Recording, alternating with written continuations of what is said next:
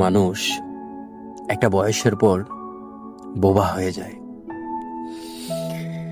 তার বুক ভর্তি কথা থাকে, কিন্তু মুখ ফুটে কিছুই বলতে পারে না। চিৎকার করে হাউমাউ করে কান্না করতে ইচ্ছে করলেও সে মুচকি হাসি দিয়ে কথা বলতে হয়। এটা প্রয়োজন, ওটা প্রয়োজন, এই চাই ওই চাই, এই বায়নাগুলো ধরতে পারে না। অথচ মানুষের এই জিনিসগুলা বরাবরই প্রয়োজন হয়। আমরা বাল্যকালে বাবা মায়ের কাছে কোনো প্রয়োজন হইলে যেমন আবদার করতে পারতাম, ঠিক বড় হওয়ার পর হয়ে যায় উল্টা।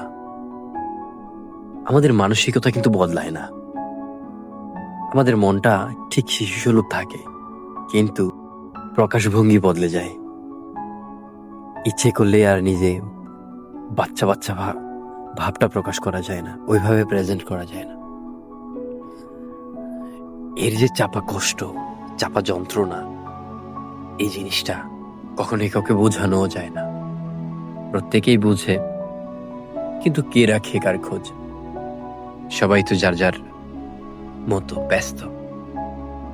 একদিন বুক চাপা দুঃখ নিয়ে, কষ্ট নিয়ে মানুষ এই দুনিয়া ছেড়ে চলে যায়। তখন সবাই কান্না করে।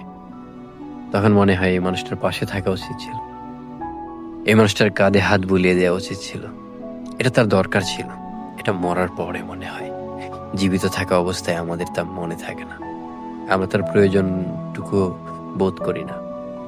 অথচ এই জিনিসটা যদি আমরা, ওই ব্যক্তিটা জীবিত থাকা অবস্থায়, বেঁচে থাকা অবস্থায়, বেঁচে থাকার আক্ষেপ নিয়ে পৃথিবী ছেড়ে চলে যাওয়ার আগ মুহূর্তে যদি বুঝতে পারতাম, যদি তার পাশে যেয়ে তার কাঁধে হাত রাখতাম, তাহলে হয়তো তার জীবনটা অন্যরকম হইতে পারত, একটু স্বাভাবিক হইতে পারত, হাউমাউ করে কান্না করে কিছু বলতে পারত, বুক চাপা কষ্ট নিয়ে পৃথিবী ছাড়তে হইতো না।